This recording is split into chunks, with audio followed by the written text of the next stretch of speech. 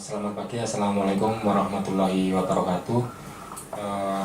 Teman-teman peserta blended learning untuk perencanaan berbasis bukti ya, sektor kesehatan KIA dengan pendekatan analisis bottleneck.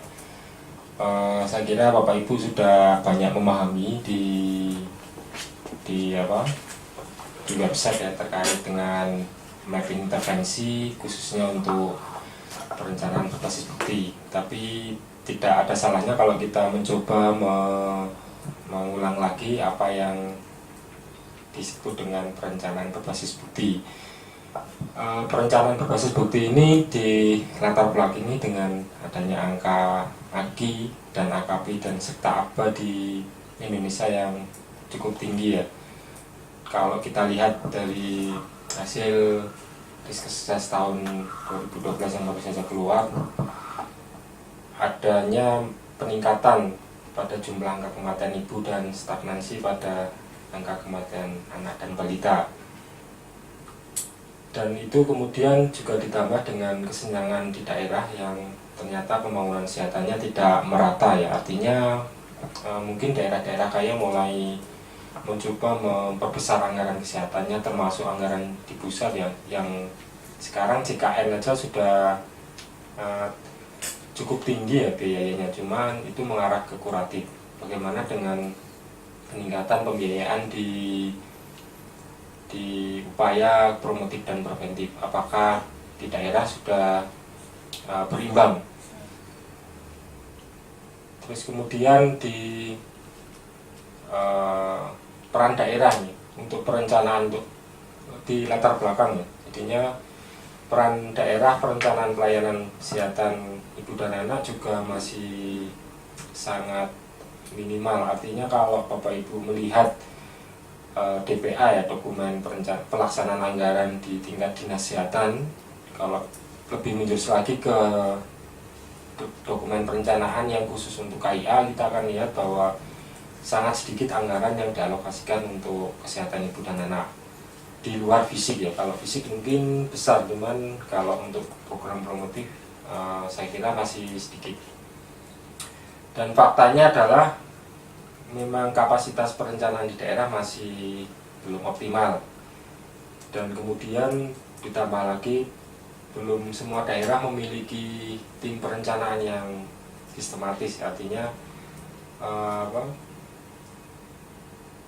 hanya dilakukan oleh bidang perencanaan mungkin ya di dinas kesehatan, tapi mungkin tidak punya tim perencanaan yang komprehensif, tidak hanya di bidang perencanaan tetapi di sektor lain yang terkait dengan kesehatan, dan belum mempunyai leading sektornya siapa sebenarnya di perencanaan di daerah itu. Oke, terus yang penting adalah tidak adanya pendampingan tim konsultan yang bekerja untuk perencanaan, terutama untuk sektor KIA.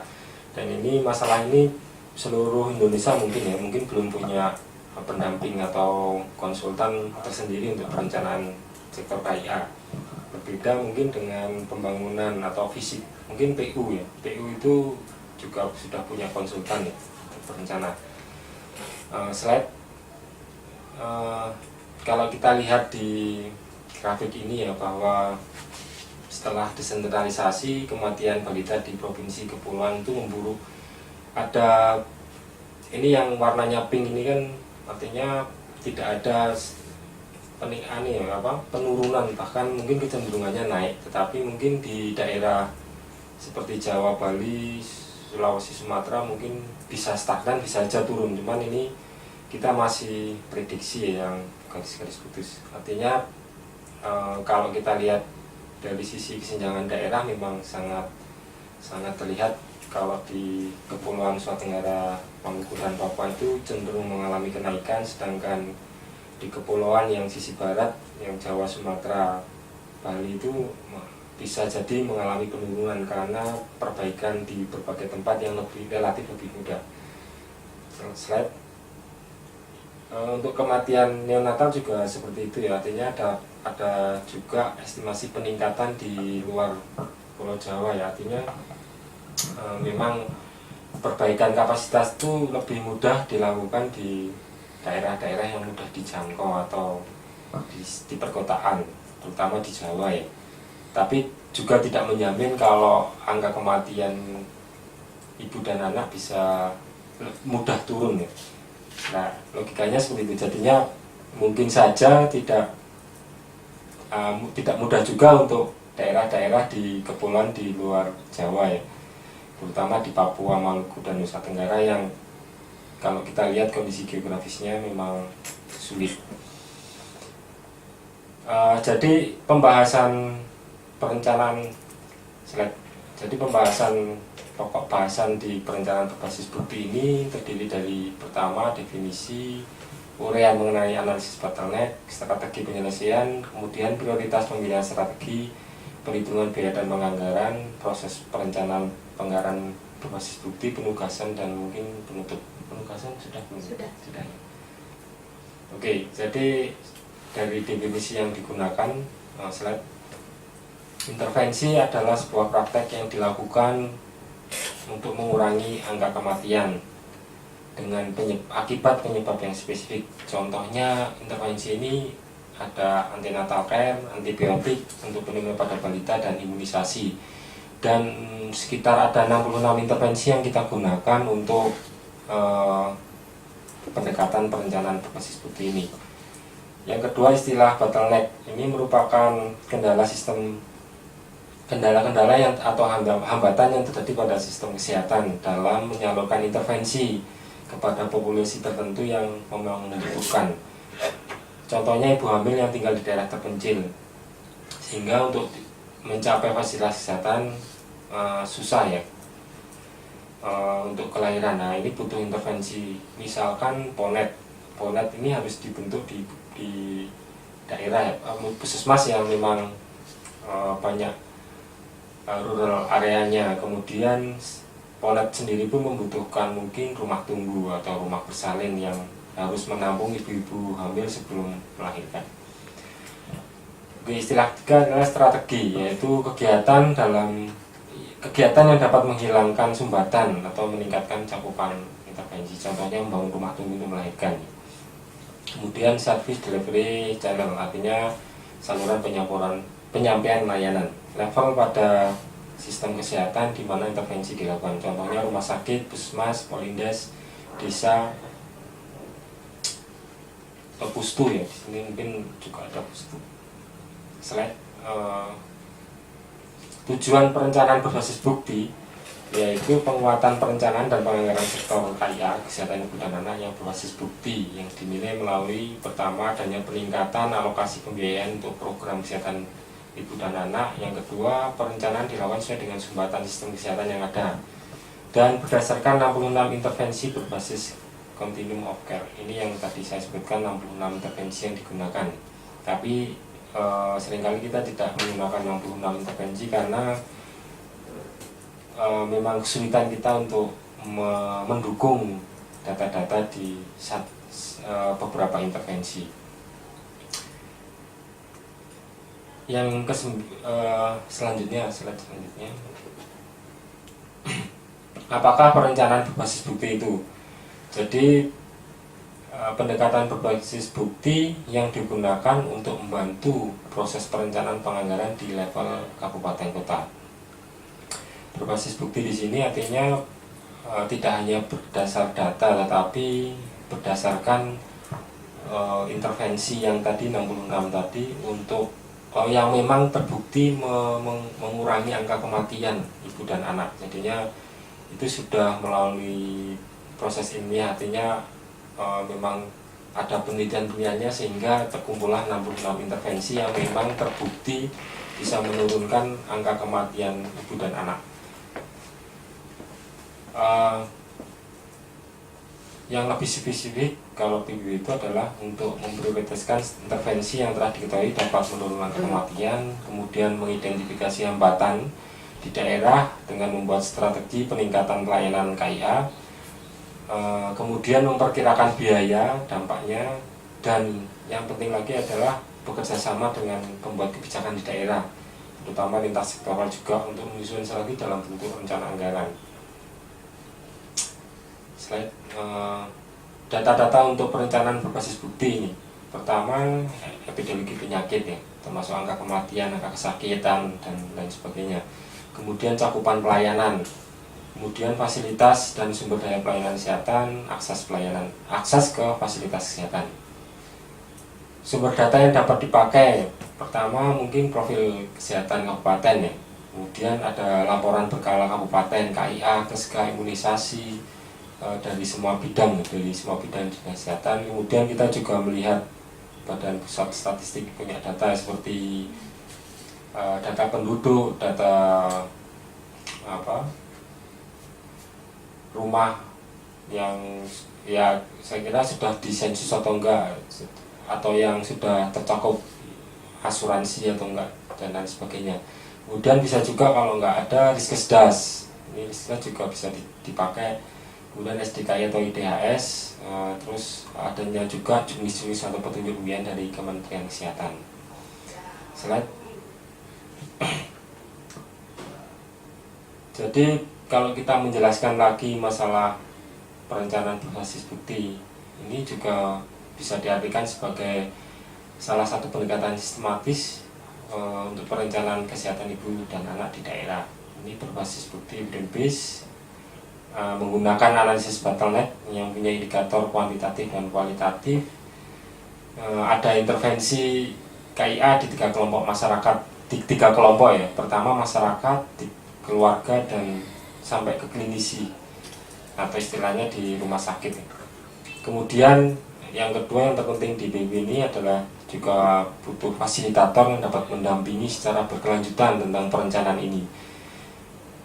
Yang ketiga ini bisa menempatkan Bapeda sebagai mitra utama perencanaan daerah, artinya mungkin ditunjuk sebagai leading sektor untuk perencanaan berbasis bukti di sektor kesehatan KIA. Terus pendekatan ini juga dapat digunakan untuk bahan advokasi di daerah. Kemudian pendekatan PBB ini juga menggunakan bukti lokal, artinya yang tidak tingkat nasional, tetapi kita menggunakan bukti-bukti atau data di daerah. Kalau misalkan tidak bisa dilengkapi ya mungkin kita menggunakan data nasional. Kalau data nasional belum juga lengkap, kita menggunakan data global ya. Globalnya pun terdekat, artinya Asia, kemudian mengarah ke yang lain. Kemudian menggunakan pendekatan manajemen dalam menyelesaikan masalah, artinya ada urutannya. Mungkin pertama mungkin analisis masalah, kemudian didiskusikan, terus mencari datanya untuk melengkapi isian form yang kita butuhkan untuk analisis data ya. Terus bukti yang ada digunakan untuk mencari sumber kendala ini juga penting, artinya dari sinilah yang analisis data atau bukti ini yang bisa kita lakukan untuk mencari sumber permasalahan. Bukan kita tahu masalahnya tapi tidak tahu buktinya. Berdasar bukti itulah kita tahu masalah yang ada di situ. Kemudian membuat strategi untuk mengatasi masalah, artinya setelah bukti permasalahan bisa dicari, ditemukan, kita akan membuat strategi yang tepat untuk menyelesaikan masalah itu. Kemudian menentukan target yang dapat dicapai, artinya dengan mengukur kapasitas atau kemampuan di kabupaten yang bisa dilakukan untuk mengurangi atau mengimplementasikan strategi tersebut. Untuk data epidemiologi dan model ekonomi digunakan untuk perkirakan biaya dan dampak diharapkan dari peningkatan kesehatan ini, artinya dengan menganalisis kondisi pembiayaan di daerah, saya kira bisa menerapkan prioritas-prioritas program kegiatan yang sudah dihasilkan untuk menyelesaikan masalah. Slide. Saat ini implementasi perencanaan berbasis bukti sendiri bekerja sama dengan multidisipliner ya, tim multinasional, artinya ada peneliti, pembuat kebijakan, mitra pengembangan, dan lain sebagainya. dan sudah dilakukan pengembangan di Indonesia. Provinsi Papua sudah 10 kabupaten, 10 kabupaten di Papua, terus uji coba pertama di Tasikmalaya, Kota Pontianak, Sika, dan Kabupaten Merauke. Untuk internasional sudah diterapkan di Nepal, Bangladesh, India, Filipina, memang kebanyakan di negara-negara berkembang ya. Dan inisiatif ini memang datang dari teman-teman dari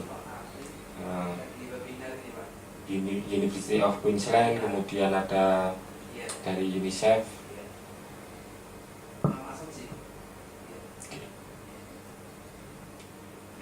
Slide.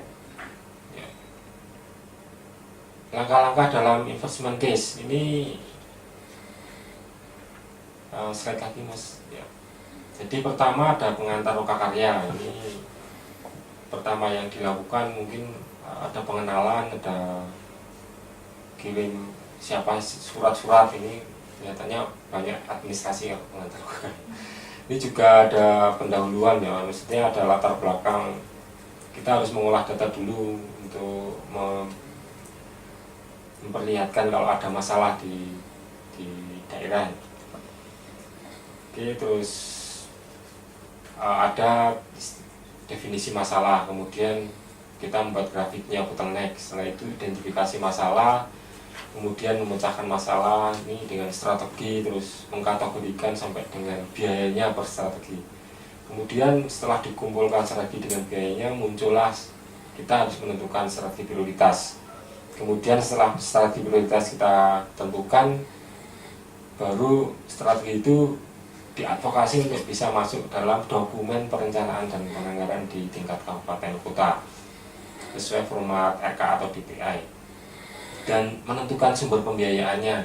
Jadi tidak dimungkinkan tidak hanya sumber pembiayaan untuk dari dan APBD ya, tapi mungkin bisa semua integrasi. Jadi dari donor, dari masyarakat, dari bahkan dari universitas sendiri mungkin ada dana untuk ikut andil di situ.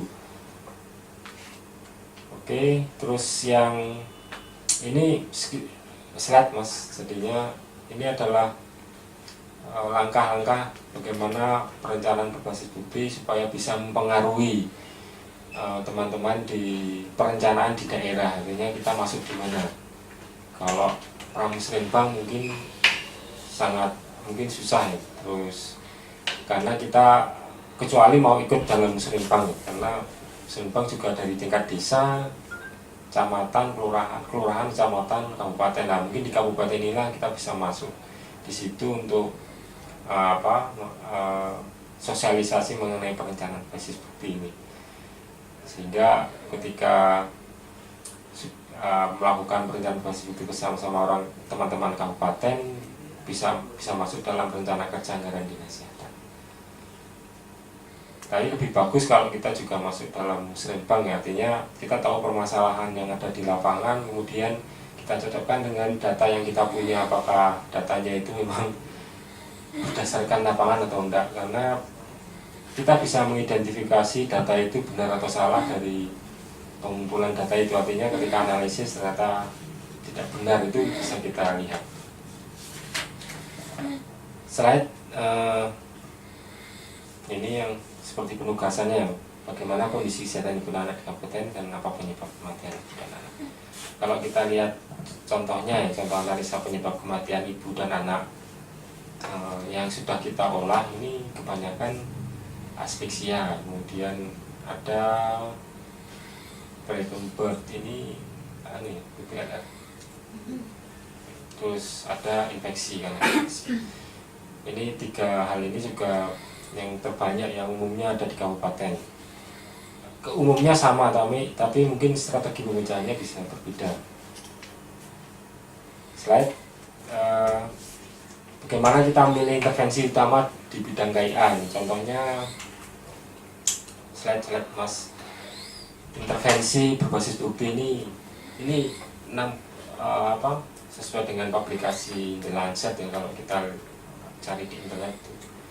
Continuum of care ini akan kita tahu bahwa di situ ada 66 intervensi. Ini yang berbentuk kuning bintang ini yang intervensi yang ada di situ. Jadinya pas wanita 15 sampai kehamilan. Jadi intervensi pra-kehamilannya ada 2 intervensi, pas ibu hamil sendiri ada 23, proses kelahiran ada 5 intervensi, dan lahir hingga usia 1 bulan itu ada 36 intervensi. Jadi kalau total ada 66, benar ya? Itu berdasarkan aplikasi Lancar yang sudah memang teruji kehandalannya untuk menurunkan angka kematian ibu dan anak dari beberapa puluh penelitian nih, sudah digabungkan. Oke, terus ini juga proses-prosesnya dari continuum of care ya, artinya penjelasannya. Next, ini daftar efikasi yang memang dari 66 itu kalau diterjemahkan dalam efikasi atau manfaat gunaan yang paling besar ya, artinya misalkan ponet-ponet itu berarti 90% itu mempunyai daya ungkit menurunkan kematian ibu dan anak itu sebesar 90%, artinya tinggi ya, lebih tinggi daripada kita melakukan misalkan manajemen aktif ala 3 atau yang lainnya. Jadinya ini sebenarnya berdasarkan permasalahannya. Kalau pendarahan misalkan, itu strategi yang paling situ ya ponet-ponet daripada yang lain. Yang lain kira-kira apa ya? Saya juga belum tahu ini. Misalkan di sepsis ya, sepsis ini yang paling tinggi apa kita lihat situ. Ternyata tetap aja ponek ya. Artinya ponek itu utama yang dilakukan untuk menurunkan angka kematian karena sepsis. Kalau kita melakukan antibiotik pada persalinan prematur ya mungkin efikasinya lebih kecil. Atau persalinan aman di rumah itu juga memiliki efikasi 10%, artinya tidak akan kita lakukan ya, karena hanya 10% ya, berarti lebih banyak kematiannya. Oke, next, ini efikasinya tetap di tetanus, ponet ini semua ada. Terus next, oke, ini meningkatkan cakupan intervensi KIA. Jadinya kita pakai intervensi, kemudian melihat masing-masing penyebab utama kematian dengan daftar 60 intervensi dan tingkat efikasinya. Kemudian dengan penyebab di daerah, cakupan intervensi ini perlu ditingkatkan, artinya mungkin perlu dipilih ya intervensi yang akan digunakan oleh daerah. Next, ini contoh membuat grafik bottleneck dengan intervensi pilihan. Next, ini adalah kerangka kerja bottleneck dari Indonesia Blood Bank, dari Tanah Hashi ya, buletin WHO tahun 78, udah dahulu kala kayak baru kita lihat intervensinya sekarang. Dari yang bawah sendiri adalah kualitas. Sebenarnya kalau kenapa kualitas, karena itu adalah impact yang akan kita capai sebenarnya dengan menghubungkan 5 di atasnya. Artinya pertama supplies peralatan pengobatan dan obat-obatan misalnya untuk komoditas sendiri ya, di puskesmas maupun di dinas kesehatan atau di rumah sakit. Di kerangka kerja bottleneck ini ada 2 ya, artinya 2 istilah. Pertama supply dan demand. Supply-nya ini supplies itu sendiri seperti peralatan obat-obatan, sumber daya manusia, dan akses. Kalau kita lihat lagi lebih lanjut, sumber daya manusia misalkan ini seperti jumlah bidan. Dari jumlah bidan itu mungkin berapa bidan yang sudah terlatih HPN atau belum, atau mungkin dokter di tim ponet misalnya kan, tim ponetnya harusnya 2, mungkin yang tersedia cuma 1, ini berapa. Jadi semuanya bisa dihitung dengan persentase ya, artinya kita cari datanya untuk melengkapi itu. Terus akses ini biasanya akses masyarakat, berapa jauh masyarakat dapat mengakses ke pelayanan kesehatan, misalnya puskesmas atau rumah sakit. Jadinya bisa jadi misalkan bidan berapa kali bidan, berapa jauh atau berapa ini ya, apa sering untuk bidan melakukan kunjungan ke rumah, menjemput bola, istilahnya menjemput bola. Intinya akses ini bisa dicari dari ketersediaan data yang ada. Misalkan Ponet, kita mencari intervensinya adalah Ponet. Ponet itu apakah seberapa banyak masyarakat yang dapat mengakses puskesmas Ponet itu. Oke, next. Terus ini penjelasannya. Jadi di setiap perlu ada persediaan obat-obatan, misalkan oksitosin untuk rumah sakit, untuk puskesmas ya, itu apakah ada, atau bidan kit aja yang paling mudah mungkin bidan kit ya. Misalkan dari 5 puskesmas sudah ada paket bidan kitnya enggak, artinya tersedia enggak. Dari bidan kit itu mungkin bidan kit satu paket bidan kit itu mungkin ada yang tidak lengkap, itu perlu dilihat juga berapa persen kira-kira yang tersedia lengkap dan berapa persen yang tidak. Next. Kemudian tenaga kesehatan yang seperti tadi saya bilang paling mudah contohnya adalah bidan yang terlatih APN atau belum. Jadi dari sekian puluh bidan berapa yang, atau bidan yang ada di desa bisa jadi. Jadi seluruh bidan kan harusnya satu desa minimal satu bidan, artinya berapa jumlah bidan yang sudah ada di desa atau menetap di desa ya. Jadi kalau bidan itu tidak menetap di desa itu tidak dihitung berarti. Jadinya standarnya adalah bidan yang menetap di desa. Next, jadi ini masyarakat yang harus dapat mengakses pelayanan kesehatan. Jadi berapa jumlah masyarakat yang mudah mengakses. Mudahnya ini perlu ditanyakan nih sama kabupaten. Kira-kira yang mudah itu berapa jam? Kadang kalau di Papua sama di Jawa mungkin beda. Di Jawa hanya 1 jam itu dianggap susah kalau di Jawa, tapi kalau di Papua 1 jam itu dianggap mudah. 2 jam, 3 jam mudah masih. Wah, ini rata-rata 4 jam mudah. Tapi di Jawa 4 jam itu udah sampai kemana ya? Kalau Jogja itu sudah sampai Semarang ya. Semarang dengan kemacetan yang parah. Oke, next. Ini utilisasi ya, jadi masyarakat yang perlu menggunakan layanan kesehatan. Intinya berapa banyak, ini sebenarnya tergantung datanya ya. Intinya berapa banyak masyarakat yang menggunakan layanan kesehatan dari populasi yang ada. Atau kalau ibu hamil, misalnya dari 1.000 ibu hamil, berapa yang bisa terlayani di puskesmas. Next, ini continue ya, peralatan lebih lanjut. Jadinya kalau ANC-nya berapa kali sampai semuanya dilengkapi enggak? Maksudnya minimal 4 kali ya, minimalnya 4 kali, 3 bulanan atau 4 bulanan. Nah, ini yang perlu kita lihat, apakah itu berlanjut atau tidak, berapa persen yang berlanjut, berapa persen yang tidak. Jadi itu bisa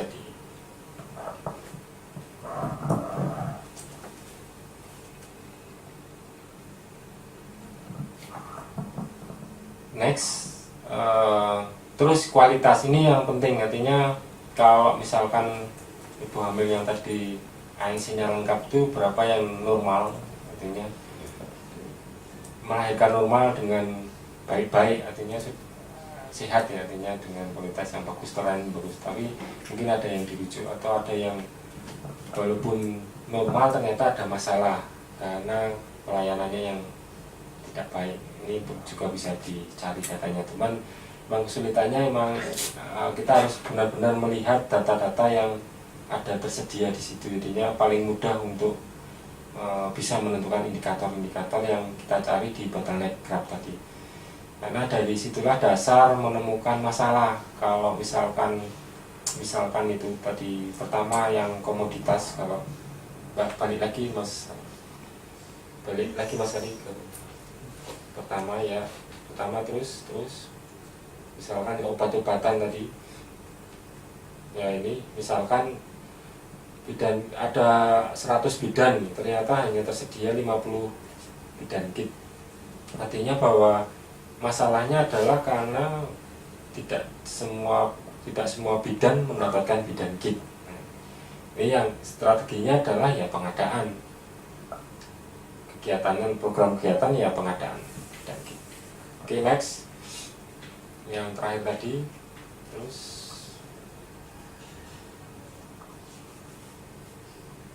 ya, jadinya memang kesulitannya kita bagaimana memilih indikator yang tepat dari data-data yang ada ya. Terus apa? Ini yang kadang kita nggak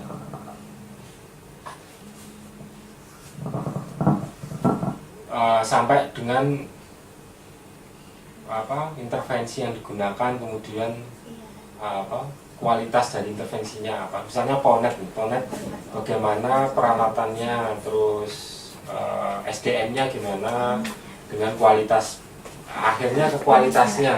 Ini kualitasnya bagaimana, apakah dari Ponet ini sudah bagus atau enggak. Nanti kita akan coba lihat next Mas. Terus ya ini misalkan indikator ANC ya, komoditas, berarti berapa persen bidan desa yang tidak kehabisan stok kit bidan selama 3 bulan terakhir. Nah, ini di dalam bidan kit ini ada stoknya, misalkan ada tensinya, ada ini ya, enggak ya, saya nggak hafal bidan, jadi ada oksitosinnya, terus ada guntingnya kecil, mungkin salah satu ada yang hilang lah peralatan bidan kit. Jadinya apakah dalam 3 bulan terakhir lengkap semua, enggak, misalnya dari ketersediaan bidan kit. Terus SDM ini skill attendant-nya tenaga kesehatan yang terlatih sudah sesuai kebutuhan enggak. Kalau belum, yang tadi saya bilang sudah dilatih berapa persen bidan yang sudah dilatih APN, berapa persen yang belum. Kalau belum berarti perlu pelatihan. Akses ini berapa persen rumah tangga dengan akses fasilitas kesehatan yang menjalankan layanan ANC dalam jarak yang dapat diterima. Artinya ya itu tadi, misalkan 1 jam itu relatif mudah, atau relatif mudahnya harusnya cuma berapa menit ya, maksimal 30 menit. Nah, ini yang perlu kita konsultasikan sama teman-teman di kabupaten. Kemudian penggunaan layanan, berapa persen ibu hamil yang mendapatkan NC pertama, ini yang utility ya. Terus continuity untuk keberlanjutan ini, misalkan mendapatkan NC plus hingga berlanjut mendapatkan NC sampai NC keempat. Ini yang perlu ada datanya, karena belum tentu teman-teman di puskesmas itu mencatat dengan baik ya. Atau memang betul-betul memang ada, tapi perlu dilihat berapa persentase ibu hamil. Intinya kalau datanya itu nggak bagus, datanya akan kelihatan ada ketidakcocokan antara ibu hamil dan lain sebagainya. Kita akan bisa lihat di situ. Terus kualitas cakupan ini, ibu hamil yang mendapatkan paket perawatan ANC secara lengkap selama perawatan ANC. Dan jadinya paket perawatan ANC lengkap seperti pemeriksaan ibu hamil, pemberian vitamin A, vitamin K dan sebagainya. Ini juga perlu dilihat, dan apakah ada datanya, ini yang susah. Ya, nanti kita bisa misalkan ada data tertulis, mungkin kita bisa wawancara ya, artinya dengan teman-teman di lapangan. Nah, ini yang makanya kita perlu melakukan diskusi intensif dengan mereka. Dan dari 6 indikator ini memang kita butuh data yang benar-benar terintegrasi ya. Dari sinilah muncul permasalahan dan memunculkan strategi untuk memecahkan masalah. Next.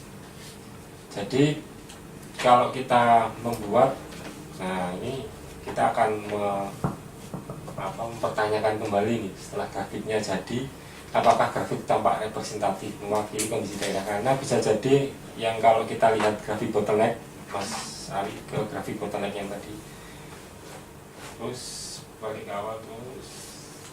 Nah ini harusnya standarnya seperti ini ya, miring.